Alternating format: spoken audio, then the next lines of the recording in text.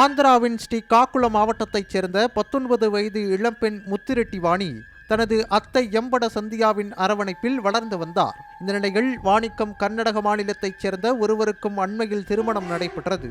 அண்மையில் இந்த தம்பதி ரயிலில் பயணம் செய்த போது விசனிங்கபுரம் ரயில் நிலையத்தில் வாணி மாயமாகிவிட்டதாக கூறப்படுகிறது. அவர் தனது அத்தை சந்தியாவின் வீட்டிற்கு சென்றிருக்கலாம் என்று நினைத்து கணவர் வீட்டார் ஸ்ரீகாக்குளம் சென்று பார்த்தபோது வாணியும் அவரது அத்தையும் தலைமறைவாகிவிட்டனர் என்பது தெரிய வந்தது.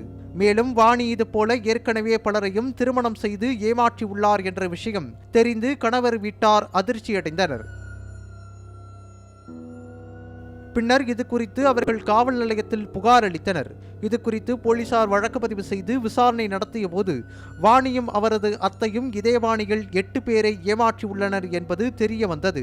திருமணம் செய்து பணம் நகைகளை சுருட்டிக் கொண்டு தப்பிவிடுவதை அவர்கள் வழக்கமாக கொண்டுள்ளனர். தற்போது தலைமறைவாக இருக்கும் வாணி மற்றும் சந்தியாவை போலீசார் வலைவீசி தேடி வருகின்றனர்.